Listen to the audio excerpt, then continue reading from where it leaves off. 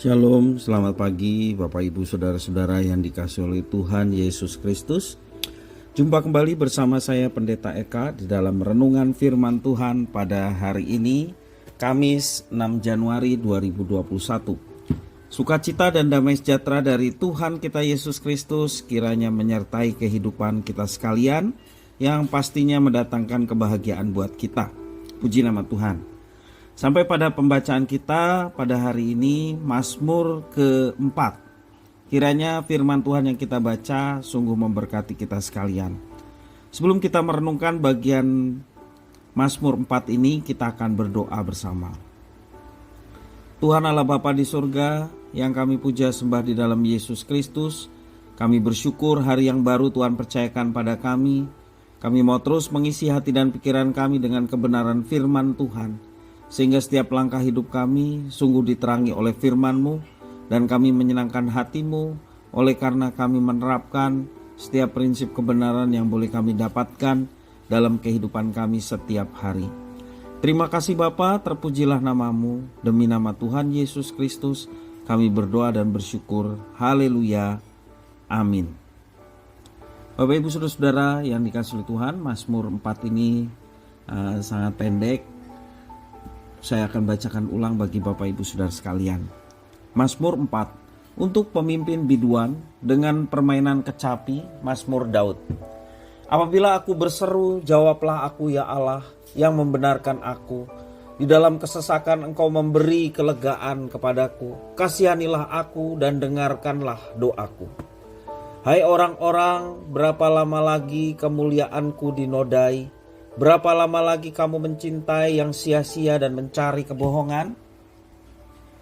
Ketahuilah bahwa Tuhan telah memilih baginya seorang yang dikasihinya.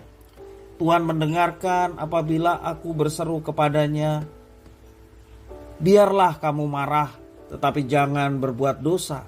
Berkata-katalah dalam hatimu di tempat tidurmu, tetapi tetaplah diam.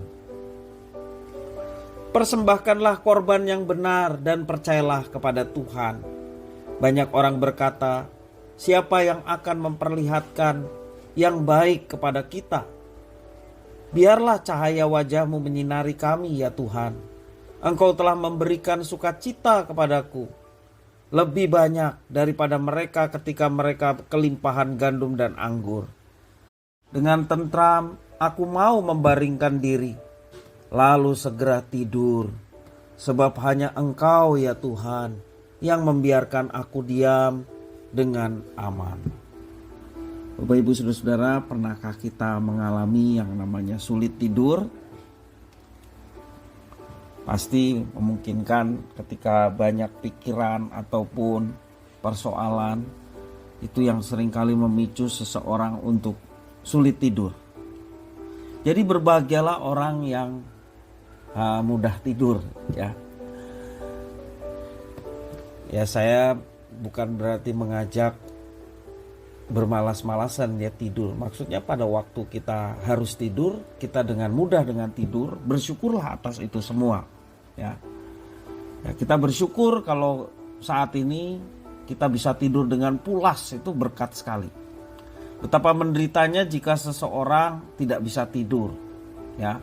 Untuk tidur saja harus berjuang. Sungguh menderita kalau kita sulit tidur. Apa yang terjadi ketika seseorang sulit tidur, badannya terasa melayang-layang ya. Seperti kaki ini tidak napak. Jadi betapa mahalnya orang bisa tidur. Ya, betapa mahal harganya sebuah kenikmatan tidur itu.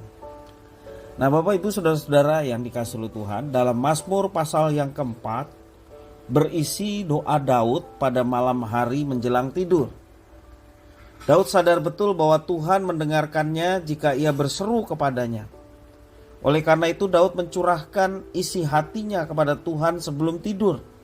Ia menaikkan syukur atas berkat Tuhan yang telah dicurahkan kepadanya.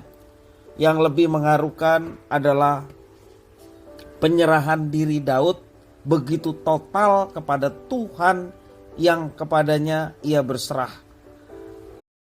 Di akhir doa Daud, membuat pernyataan bahwa hanya Tuhan yang membiarkan ia diam dengan aman.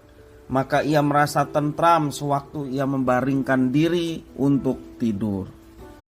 Saya sangat yakin bahwa Daud segera tertidur pulas setelah doanya di malam hari menjelang tidur itu. Kunci tidur pulas adalah berserah total kepada kekuasaan Tuhan. Sekali lagi, tidur pulas itu adalah berkat, dan kalau kita ingin diberkati supaya bisa tidur pulas, kuncinya adalah berserah secara total kepada Tuhan yang berkuasa atas hidup kita.